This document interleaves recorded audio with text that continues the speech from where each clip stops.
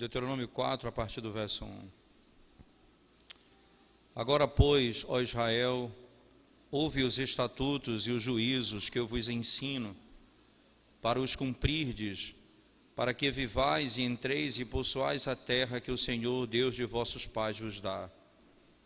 Nada acrescentareis à palavra que vos mando, nem diminuireis dela, para que guardeis os mandamentos do Senhor, vosso Deus, que eu vos mando. Os vossos olhos viram o que o Senhor fez por causa de Baal-Peor, pois a todo homem que seguiu a Baal-Peor, o Senhor vosso Deus consumiu do vosso meio. Porém vós que permanecestes fiéis ao Senhor, vosso Deus, todos hoje estáis vivos. Eis que vos tenho ensinado estatutos e juízos, como me mandou o Senhor, meu Deus, para que assim façais no meio da terra que passais a possuir. Guardai-os, pois, e cumpri-os, porque isto será a vossa sabedoria e o vosso entendimento perante os olhos dos povos, que ouvindo todos estes estatutos dirão: certamente este grande povo é gente sábia e inteligente. Pois que grande nação há que tenha deuses tão chegados a si, como o Senhor nosso Deus, todas as vezes que o invocamos? E que grande nação há que tenha estatutos e juízos tão justos, como toda esta lei que eu hoje vos proponho? Então somente guarda-te a ti mesmo, e guarda bem a tua alma, que te não esqueças daquelas coisas que os teus olhos têm visto, e se não apartem do teu coração todos os dias da tua vida, e as farás saber a teus filhos e aos filhos de teus filhos. Não te esqueças do dia em que estiveste perante o Senhor teu Deus, em Horebe, quando o Senhor me disse: reúne este povo, e os farei ouvir as minhas palavras, a fim de que aprenda a temer-me todos os dias que na terra viver, e as ensinará a seus filhos. Então chegastes e vos pusestes ao pé do monte, e o monte ardia em fogo até o meio dos céus, e havia trevas e nuvens e escuridão. Então o Senhor vos falou no meio do fogo, a voz das palavras ouvistes, porém além da voz não vistes aparência nenhuma. Então vos anunciou ele a sua aliança, que vos prescreveu os 10 mandamentos, e os escreveu em 2 tábuas de pedra. Também o Senhor me ordenou, ao mesmo tempo, que vos ensinasse estatutos e juízos, para que os cumprisseis na terra a qual passais a possuir.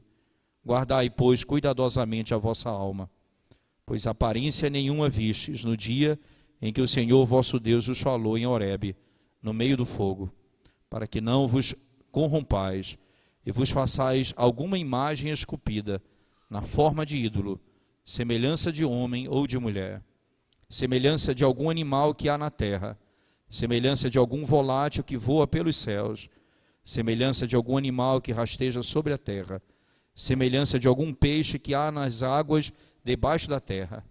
Guarda-te, não levantes os olhos para os céus, e vendo o sol, a lua e as estrelas, a saber todo o exército dos céus, sejas seduzidos a inclinar-te perante eles, e deis culto àqueles coisas que o Senhor teu Deus repartiu a todos os povos, debaixo de todos os céus.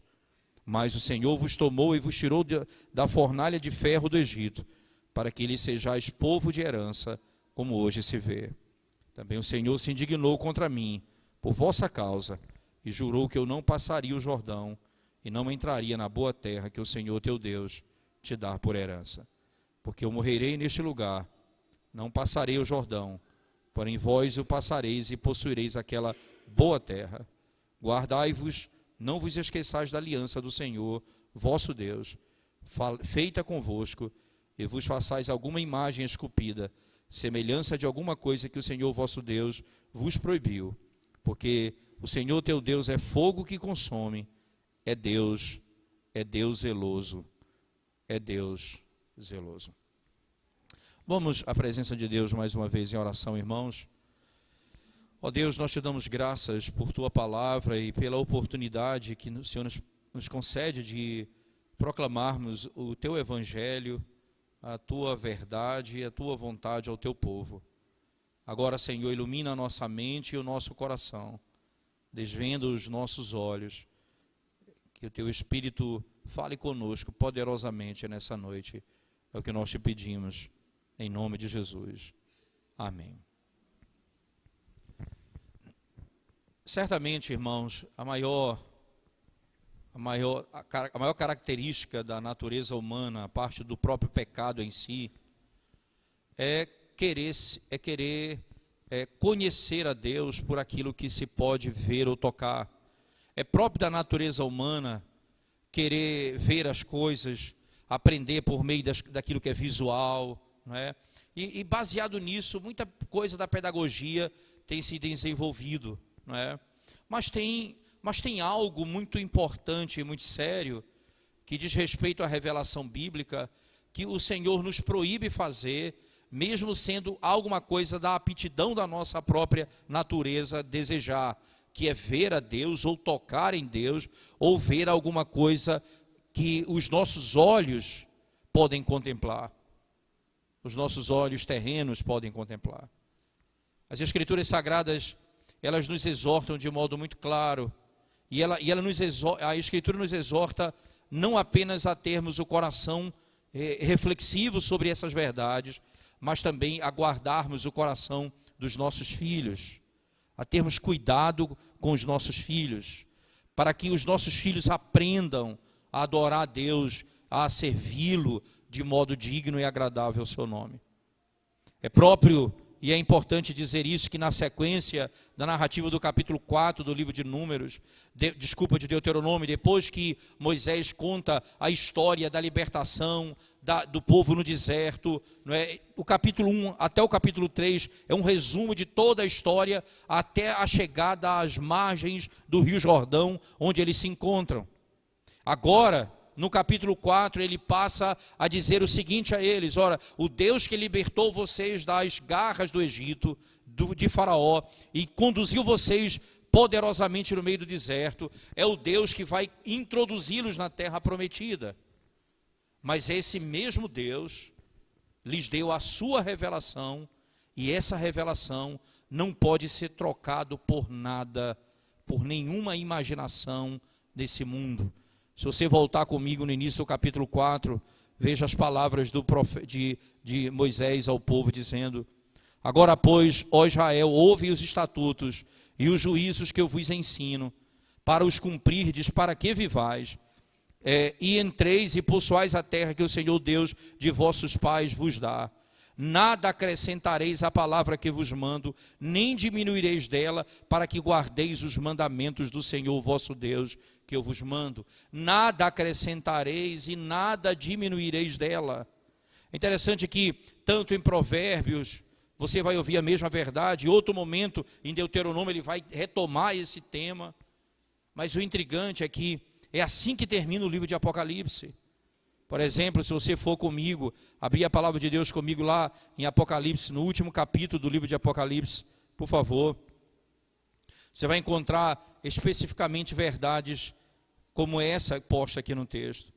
Apocalipse, no capítulo 22, o finalzinho do capítulo 22, não é? Ele diz assim, no versículo 18 em diante: eu, a todo aquele que ouve as palavras da profecia deste livro, testifico, se alguém lhes fizer a qualquer acréscimo, Deus lhe acrescentará os flagelos escritos nesses livros. E se alguém tirar qualquer coisa das palavras do livro desta profecia, Deus tirará a sua parte da árvore da vida, da cidade santa e das coisas que se acham escritas nesse livro. Aquele que dá testemunho destas coisas diz: certamente venho sem demora, amém, vem Senhor Jesus. O testemunho dele é exatamente o mesmíssimo testemunho colocado no texto de Deuteronômio. Perceba, irmãos, o povo que vai ser liberto e que já foi liberto do cativeiro e que vai adentrar a terra prometida e que foi tirado por mão poderosa, guardado por mão poderosa, não tem agora o entendimento de dizer: nós vamos seguir o nosso próprio pensamento. o Senhor diz: vocês vão guardar os meus ensinamentos, vocês não vão acrescentar nada a ele e nem vão tirar nada dele. Se tirar, como Apocalipse escreve, será tirado também de você, e se você acrescentar, será acrescentado também a você as consequências da quebra desse mandamento. Por que essa rigidez, ou melhor, por que essa clareza nesse tema? Porque é próprio do nosso coração, irmãos, nós desejarmos andar segundo o nosso próprio pensamento. É próprio do nosso coração desejarmos ser guiados por conceitos seculares e mundanos. E aprenda isso desde cedo na sua caminhada. Deus não existe para ser imaginado, mas para ser entendido. Deus não existe para ser imaginado. Nós não devemos imaginar Deus. Ele não é fruto da nossa imaginação, é fruto da revelação bíblica. Logo, se você tenta conhecer a Deus por sua própria imaginação, você fará de Deus algo parecido com você, e um Deus que vai satisfazer os desejos do teu próprio coração. Os desejos do teu próprio coração. Não te aparta do livro, não tira nem acrescenta nada ao que eu vos mando. Aí você vai perceber, irmãos, que logo na sequência, não é? Ele vai trazer à memória algo que aconteceu em Baal-Peor. Por favor, ele diz, verso 3, os vossos olhos viram o que o Senhor fez por causa de Baal-Peor, pois a todo homem que seguiu a Baal-Peor, o Senhor vosso Deus consumiu do vosso meio. Porém, vós que permaneceis fiéis ao Senhor, vosso Deus, todos hoje estáis vivos. É interessante que ele diz, ora, faça isso para que você viva. Se você andar de conformidade com os meus preceitos, você vai viver. Se você não andar de conformidade aos meus preceitos, você vai sofrer a penalidade disso. Esse é o princípio claro das Escrituras. É óbvio que esse conceito de faça isso e viva, é o conceito claro da graça do Evangelho. Até porque se dependesse da nossa perfeita obediência para estarmos vivos, nenhum de nós estaríamos aqui hoje. Nós estamos vivos em Cristo por causa especificamente de Cristo, da sua perfeita obediência. Nós vivemos nele, é por isso que nós vivemos, porque vivemos nele. Mas o povo que foi liberto pelo Senhor não rejeita agora a revelação para seguir a sua imaginação. E aí então ele traz à memória a história do que aconteceu em Baal-Peor. E aí você vai lembrar muito bem. Lembre-se que lá, isso é uma narrativa de Números. Quando Balaão tenta, por seguidas vezes, amaldiçoar, fazer com que Deus amaldiçoe o seu povo. E Deus diz abertamente, eu não amaldiçoo aqueles a quem eu já abençoei. O meu povo foi abençoado por mim. E aí Balaão não tem o que fazer a não ser abençoar o povo, abençoar o povo. É interessante que o rei que envia Balaão fica angustiado por isso e entra em choque com ele. Passa o tempo, essa estratégia não funciona. Então o que é que ele vai fazer? Ele vai pegar algumas mulheres de nações estrangeiras, de Baal-Peor, vai pegar nações estrangeiras, mulheres, e trazer para o arraial de Israel e fazer com que os homens se relacionem com elas, e por meio disso entra a idolatria e o pecado no meio do povo de Israel. Você sabe qual é a forma mais estratégica de Satanás para trazer idolatria para dentro da igreja? É o casamento misto. É a forma mais categórica que Satanás tem de fazer. Porque normalmente o incrédulo, para poder casar com a crente, ele se disfarça de crente e se casa com ela. E você tem alguém dentro da igreja que ama mais uma mulher do que a Deus, e você tem dentro da igreja uma mulher que ama mais o marido do que a Deus. Os filhos vão crescer, e vão nascer e vão crescer. eles serão estranhamente híbridos. Eles não serão mundanos suficientes para poder largar a igreja e andar no mundo, nem serão servos de Deus suficientes para largar o mundo e se dedicar completamente a Deus. A igreja vai ficando estranha, fria, onde o culto vai sendo transtornado, porque as pessoas não se agradam mais do culto que agrada a Deus, porque o que elas querem é agradar a si mesmas. Veja, ele diz, lembra o que aconteceu em Baal Peor. Todos que praticaram esse pecado morreram ali, e os que foram fiéis ao Senhor estão vivos. Não te aparta da palavra de Deus. Não te esqueça das Escrituras Sagradas. Guarda-as no teu coração. Na sequência, no verso 5, ele diz: eis que vos tenho ensinado estatutos e juízos, como me mandou o Senhor meu Deus, para que assim façais no meio da terra, que passais a possuir. Agora veja a advertência: guardai-os, pois e cumpri-os, porque isto será a vossa sabedoria e o vosso entendimento perante os olhos dos povos, que ouvindo todos esses estatutos dirão: certamente este grande povo é gente sábia e inteligente, pois que grande nação há que tenha deuses tão chegados a si, como o Senhor nosso Deus, todas as vezes que o invocamos? E que grande nação há que tenha estatutos e juízos tão justos, como toda esta lei que eu hoje vos proponho? E veja, agora, isso será de testemunho para as próprias nações.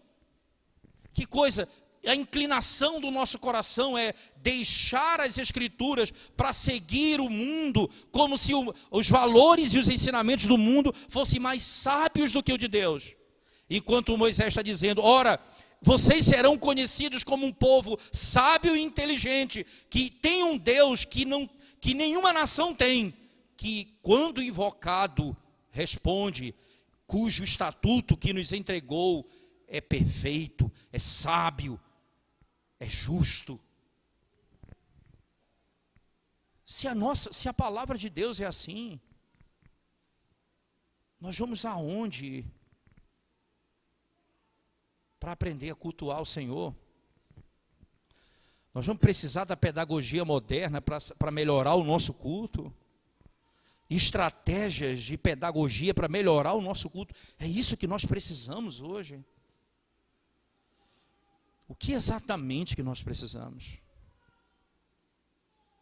Da palavra de Deus. Agora veja ainda um pouco mais, irmãos. Quando você olha para os homens de jaleco branco dizendo coisas contrárias à Escritura, sobre ideologia de gênero, sobre criação de filhos, sobre o papel da mulher e o papel do homem, sobre o que é casamento. Você olha os homens lá, vestidos de jaleco branco, dizendo à sociedade o que é certo e o que é errado. A Escritura tem toda essa revelação, e não há verdade que se iguale à palavra de Deus. E nenhum povo tem a verdade como nós temos. O mundo olhará e dirá: que povo é esse que tem Deus tão próximo deles assim? Só tem duas maneiras de nos relacionarmos com a verdade. Não existe outra maneira, só duas maneiras de nos relacionarmos com a verdade. Ou eu pego os meus desejos e os levo às Escrituras, para que as Escrituras possam julgar os meus desejos. Então eu vou mudar a minha vontade e andar de conformidade com a verdade de Deus. Ou eu vou fazer o contrário. Eu vou pegar a verdade e trazer os meus desejos e adequá-las aos meus desejos, para praticar com aparência de sabedoria, com ajustes, com arremedo, como diz o pernambucano, com arrumadinho.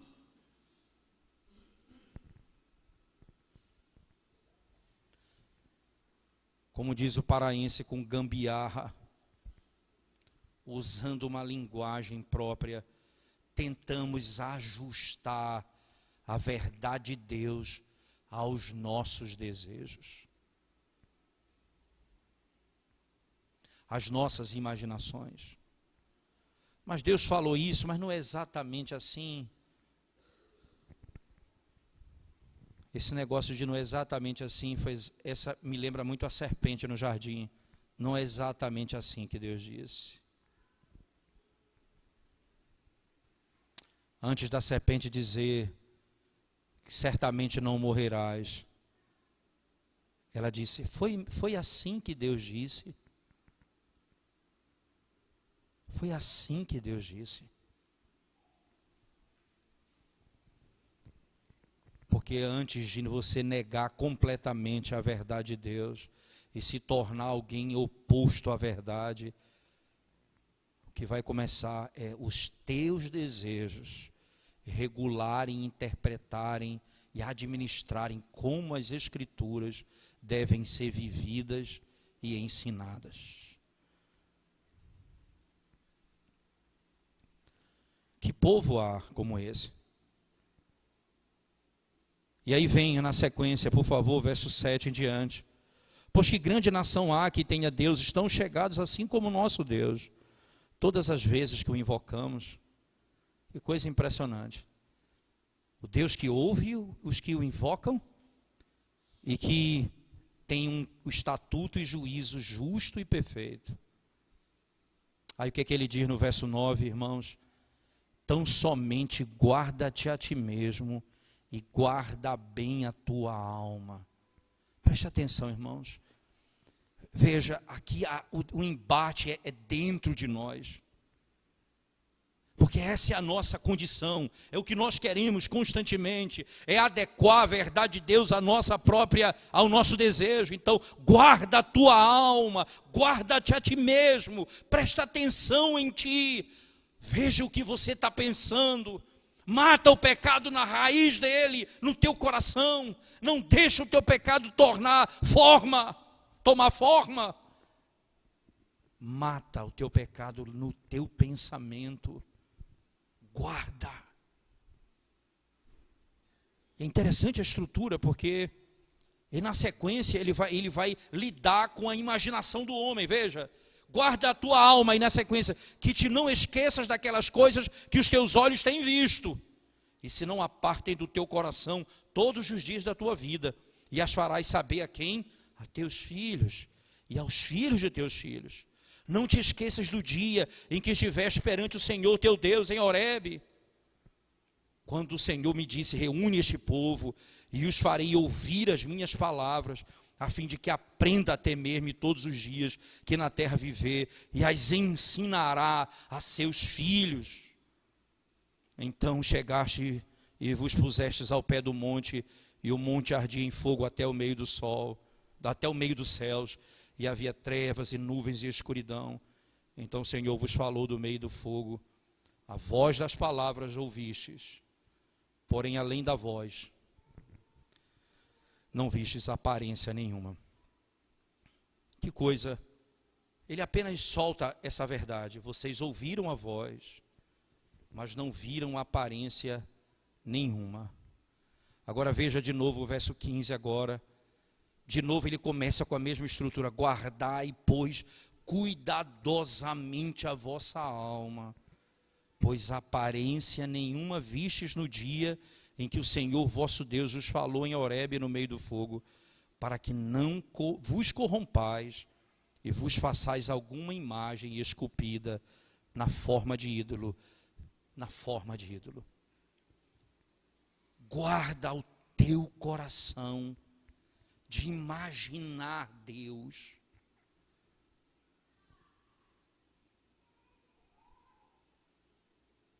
E aqui, irmãos, você tem uma verdade suprema. Diferença entre Deus e o ídolo é bem intrigante. O que Deus, você não o vê, mas ele fala. O ídolo você pode vê-lo, tocá-lo Ele tem olhos, mas não podem ver. Ele tem boca, mas não pode falar. Ele tem mãos e não pode tocar.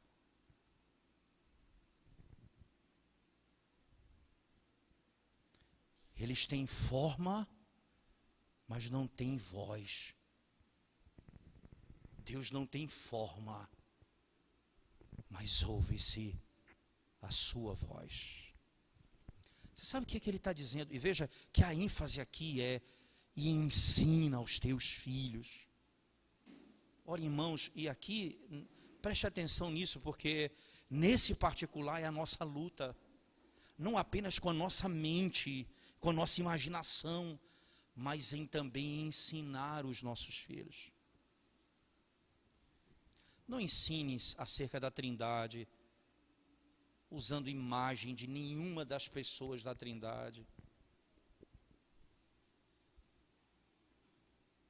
O nosso catecismo maior, quando trata acerca do segundo mandamento, ele diz exatamente assim: que nós não devemos fazer imagem de nenhuma das três pessoas da Trindade. Veja, das três pessoas da Trindade: o Pai, o Filho e o Espírito Santo. E aqui vem um ponto importante. Alguém diz assim: não, mas eu uso a imagem de Cristo para ensinar os meus filhos, mas ele não era homem. Veja, você está dizendo então que você só está desenhando o homem, mas você está, por acaso, separando as naturezas de Deus. Isso era uma heresia no período da história da igreja. Separar a natureza de Deus. Ele é homem, mas ele é Deus.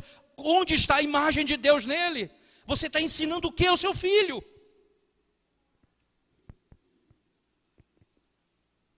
Ensina o teu filho na palavra. Ou você acha que você conhece as coisas de Deus porque você tem capacidade para conhecer? Você acha que é pela pedagogia que o pastor tem que ajuda você a compreender? Se o Espírito não abrir teu entendimento, o pastor pode imitar o macaco pulando aqui e você não vai entender. Se o Espírito não abrir o teu entendimento,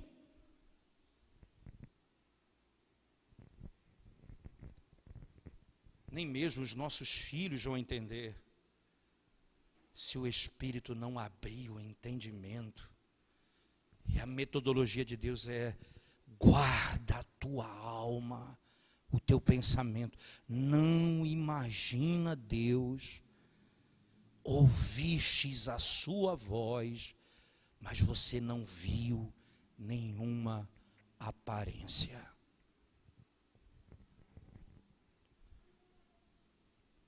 Preste atenção nisso então, por favor, irmãos. Quando o Senhor diz exatamente essas coisas, nós temos então uma verdade que vem antes de tudo.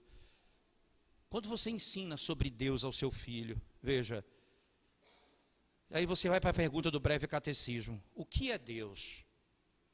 O breve catecismo vai dizer: Deus é Espírito. Aí começa: infinito, eterno, imutável, em todo o seu ser, bondade, santidade, justiça. Então ele vai dizer tudo lá. Mas qual é o primeiro atributo? Primeiro de todos: Espírito. Porque se Deus não for Espírito, irmãos, ele não pode ser triuno. Porque se ele não for Espírito, ele não pode ser onipresente. Marta disse a Jesus: Senhor, se o Senhor estivesse aqui, meu irmão não teria morrido. Porque um corpo não pode estar em dois lugares ao mesmo tempo. Mas porque Deus é Espírito, nós invocamos o seu nome aqui. As pessoas na minha igreja lá em Recife invocam o nome dele.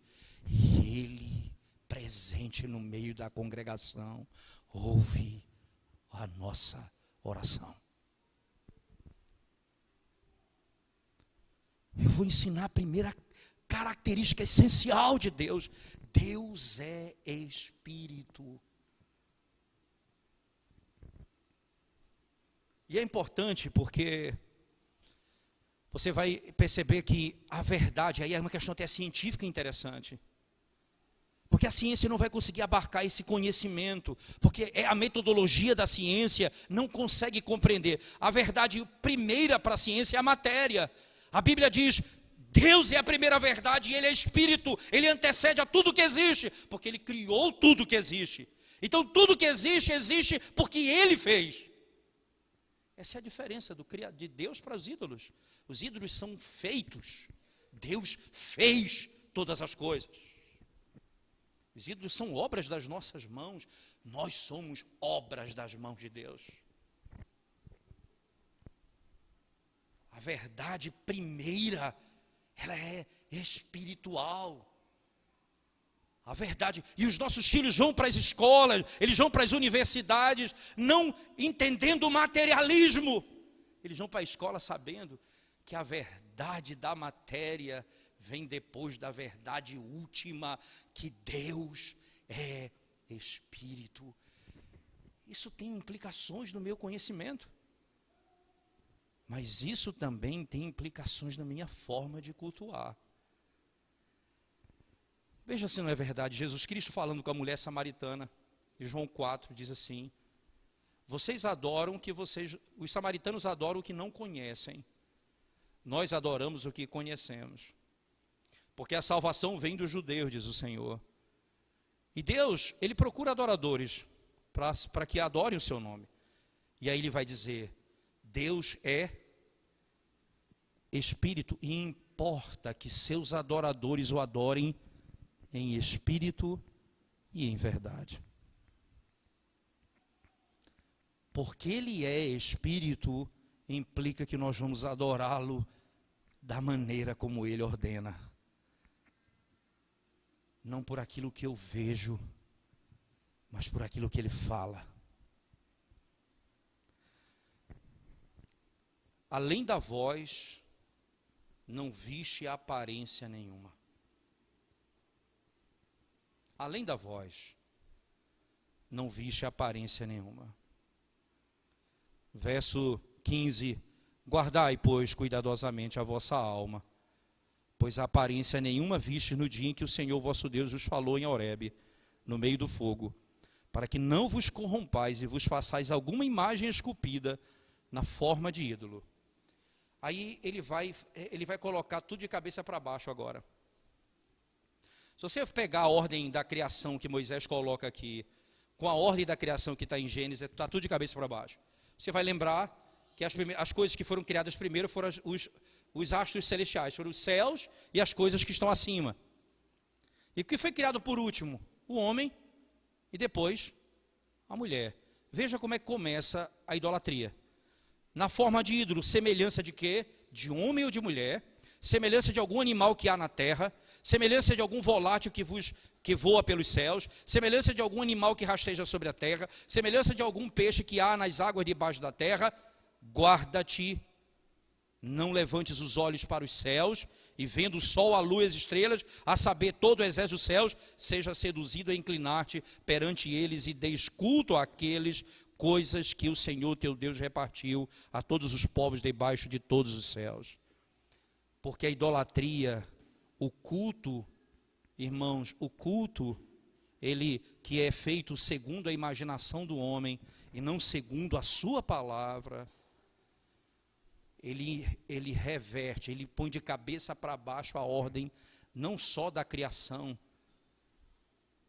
mas também do papel central no culto. Deus não é mais aquele que nos revela o modo como quer ser adorado. Nós vamos imaginar, e isso torna a coisa de ponta cabeça. Homem e mulher, e por último, o sol, a lua, as estrelas, revertendo completamente a ordem da criação. Porque é assim que é o pecado. O pecado, ele perverte a ordem da criação. É assim que é Satanás todo o tempo. Deus cria o homem primeiro e depois a mulher. Por que a serpente vai falar primeiro com a mulher? Porque sempre é papel de Satanás, na história da humanidade, colocar a mulher como cabeça do homem, tornar a mulher líder sobre o homem. É sempre esse o objetivo dela, em toda a história. E a idolatria é uma expectativa dessa. O próprio mundo é pervertido, a criação é desordenada e é colocada de ponta a cabeça. O texto continua, acompanhem comigo ainda, por favor. Mas o Senhor vos tomou e vos tirou da fornalha de ferro do Egito, para que lhes sejais povo de herança, como hoje se vê.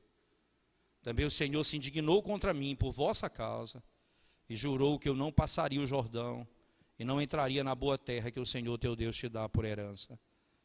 Porque eu morrerei neste lugar, não passarei o Jordão, porém vós o passareis e possuireis aquela boa terra. Guardai-vos, não vos esqueçais da aliança do Senhor, vosso Deus, feita convosco, e vos façais alguma imagem esculpida, semelhança de alguma coisa que o Senhor vosso Deus vos proibiu, porque o Senhor teu Deus é fogo que consome, é Deus zeloso. Guarda-te, não faça nada daquilo que Deus te proibiu fazer. Não faça nada daquilo que a tua imaginação, que não é fruto da revelação, mas fruto da tua imaginação, que você tenta criar no culto, na adoração a Deus. E qual o grande problema disso, irmãos? É que Deus diz assim, Deus fala isso porque Ele é fogo que consome. É Deus zeloso.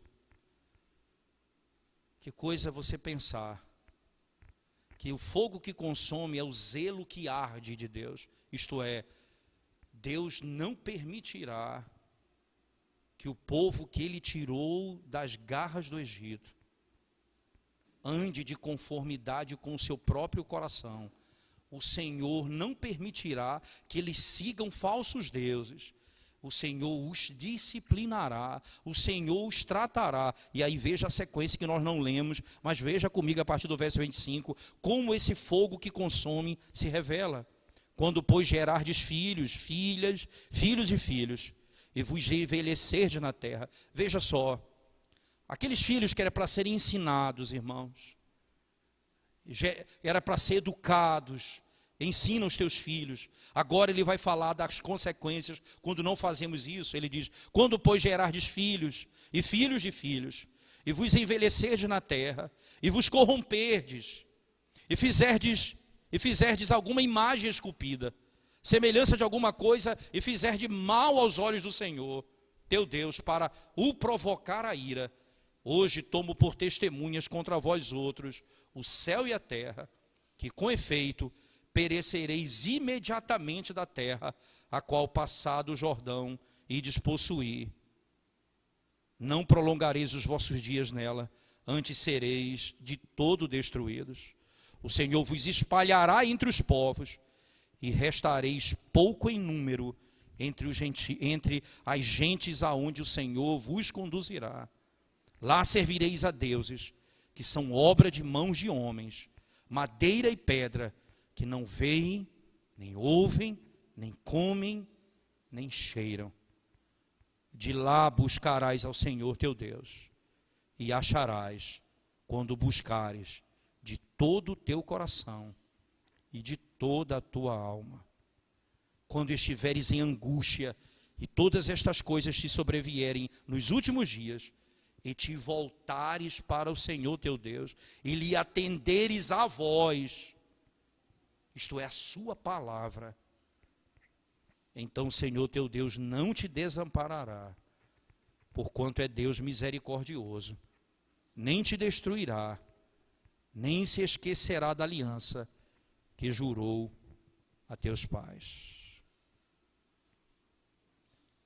Que coisa é pensar, irmãos, como Deus se revela. Preste atenção, Ele é o Deus que arranca o povo do cativeiro com poder, que guia pelo deserto com poder, que vai introduzir esse povo na terra prometida e diz a esse povo, quando vocês entrarem na terra, não venham, não busquem me servir, me adorar com as suas imaginações, porque vocês não viram minha aparência, vocês ouviram a minha voz.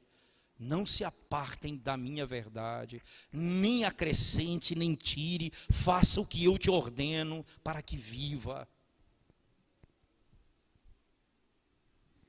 Não pratique a idolatria, ensina aos teus filhos. Ensina aos teus filhos que Deus é Espírito. Ensina aos teus filhos que Ele enviou um libertador na forma de homem encarnado, homem verdadeiro, e homem verdadeiro sendo também verdadeiro Deus. Ele enviou para nos arrancar da escravidão. Ensina ao teu filho que depois do Filho cumprir toda a obra, a terceira pessoa da Trindade veio do céu para fazer a obra que Cristo fez por nós, seja feita em nós. Ensina ao teu filho, para que ele não se aparte. Isso mostre que ele lá fora sabe que a verdade primeira é que Deus é Espírito e que todas as coisas foram criadas por Ele, o mundo foi feito por Ele. A verdade primeira não é a matéria, é o Deus que criou todas as coisas. Ensina aos teus filhos que eles não podem adorar a Deus segundo a sua própria imaginação, mas segundo a sua palavra. Mas ensina também aos teus filhos que Deus é Deus zeloso, que quando nós nos desviamos dele, Ele nos disciplina e espalha o seu povo entre as nações. Mas Ele diz: se de lá vocês clamarem o meu nome, eu ouvirei e restaurarei de novo a sua sorte. Deixa eu dizer uma coisa a vocês. Quando lembro do texto de Reis, quando o autor de Reis escreve, por exemplo, dizendo assim: vocês serviam a Deus e adoravam aos outros deuses, vocês não temiam a Deus. Então o autor continua dizendo: vocês ao fazerem isso, vocês estavam se colocando diante do juízo de Deus. E aí ele diz ainda mais: aqueles que temem aos ídolos, no dia do juízo, esses ídolos não poderão salvá-lo, porque eles serão queimados no fogo. O autor ainda continua dizendo: mas se vocês temerem a mim, diz o Senhor, eu destruirei todos os vossos inimigos. Se vocês temerem a mim, se vocês andarem de conformidade ao meu entendimento, se vocês seguirem os meus ensinamentos, se vocês, e aí usando a linguagem neotestamentária, se vocês crerem no nome do seu Filho, se vocês forem libertos por Ele, e vocês andarem de conformidade com a vontade de Deus, os seus inimigos são inimigos de Deus, e Deus os destruirá um por um. E esse Deus que é eterno conduzirá o seu povo à eternidade. Os ídolos que são madeira é fruto da loucura da nossa imaginação, que deseja servir a si mesmo e cria um Deus para adorar, que na última instância é você mesmo, porque Ele vive para satisfazer os desejos do teu coração. Isso me traz à memória o Salmo 115 que foi cantado aqui. E eu queria que você abrisse o texto comigo. Por favor, Salmo de número 115.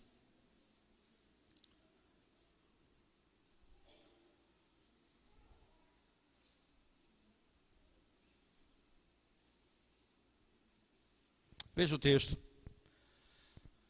Não a nós, Senhor, não a nós, mas ao teu nome dá glória. Veja como é interessante, não a nós, mas ao teu nome dá glória, por amor da tua misericórdia e da tua fidelidade. Porque diriam as nações: onde está o Deus deles? No céu está o nosso Deus. Perceba, onde está o Deus dele? Nosso Deus é espírito. Nosso Deus está nos céus.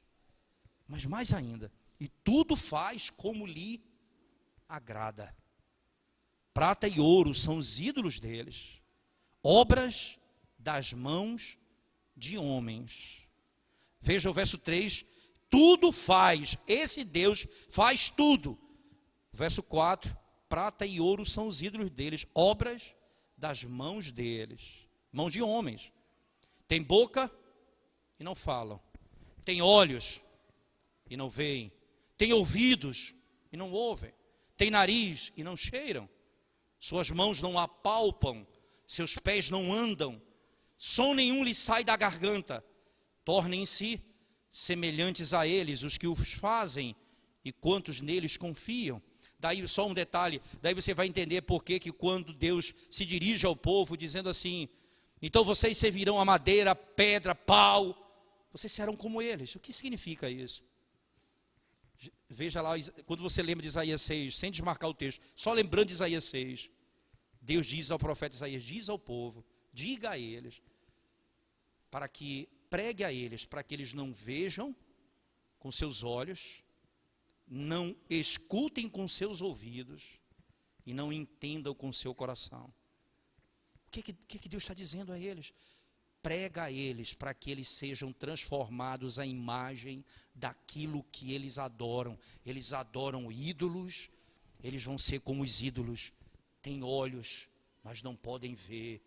Tem ouvidos, mas não podem ouvir. Tem boca, mas não podem falar. Eles andam como loucos, eles só enxergam o que os olhos veem. Nós enxergamos o que o mundo não enxerga, nós vemos aquilo que o mundo não vê, nós ouvimos o que o mundo não ouve, porque nós ouvimos a palavra de Deus. Quem segue os ídolos é como um ídolo. Agora veja a sequência, voltemos para o Salmo 115 ainda. Tornem-se semelhantes a eles os que os fazem, quantos neles confiam. Agora Israel confia no Senhor, Ele é o seu amparo e o seu escudo. A casa de Arão confia no Senhor, Ele é o meu amparo e o meu escudo, e o seu escudo, Ele é o seu amparo e o seu escudo. Confiam no Senhor os que temem o Senhor, Ele é o seu amparo e o seu escudo. De nós se tem lembrado o Senhor, Ele nos abençoará. Abençoará a casa de Israel, abençoará a casa de Sião. Ele abençoa os que temem o Senhor, tanto pequenos como grandes. O Senhor vos aumente bênçãos mais e mais sobre vós e vossos filhos. Sede benditos do Senhor que fez os céus e a terra. Os céus são os céus do Senhor, mas a terra deu a ele aos filhos dos homens. Os mortos não louvam o Senhor, nem os que descem à região do silêncio. Nós, porém, bendiremos o Senhor desde agora e para sempre. Você percebe? O nosso Deus nos guiará para a eternidade. Nós louvamos Ele agora e louvaremos Ele por toda a eternidade. Quem serve aos ídolos, serve a si mesmo. Não tem esperança. Ensina o teu filho que Deus é Espírito. Ensina teu filho que Deus é triuno. Ensina ao teu filho que a segunda pessoa da Trindade é verdadeiro Deus e verdadeiro homem. Ensina ao teu filho que o nosso Deus foi quem nos arrancou da escravidão. Ensina ao teu filho que nós não podemos adorar a Deus segundo as nossas imaginações, mas segundo a sua palavra. Ensina os teus filhos que se Deus for o nosso Deus, Ele destruirá todos os nossos inimigos e nos levará salvo para a eternidade. Mas se Deus não for o nosso Deus, quem te livrará das mãos do Criador dos céus e da terra? Quem te livrará da ira de Deus? Se os teus ídolos são os teus deuses, nada sobrará. Tudo isso, Moisés introduzindo a narrativa, que na sequência do capítulo 5 de Deuteronômio começará a falar sobre os 10 mandamentos. Como o povo deve viver. Eu não tenho outro Deus além do verdadeiro Deus. Eu não sirvo a Deus por meio de imagem, de escultura, segundo o mandamento. Eu não tomo o nome do meu Deus em vão. Eu lembro do dia de sábado para o santificar. Eu honro ao meu pai e minha mãe, as autoridades. Eu não furto. Eu não mato. Eu fujo do adultério. Eu não levanto falso testemunho contra o meu próximo. Eu estou satisfeito com o que Deus me deu. Eu não cobiço aquilo que eu não tenho, porque tudo que eu tenho foi dado por Deus.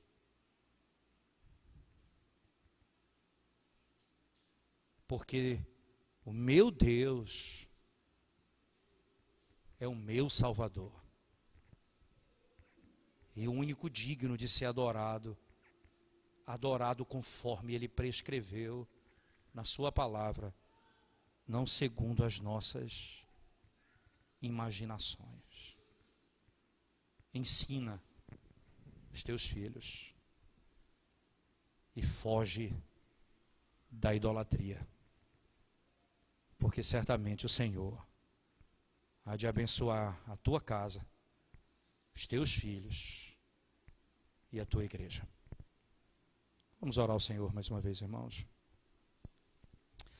Te damos graças, Senhor, pelo benefício, pelo privilégio de podermos abrir a Tua palavra e ouvirmos a Tua voz.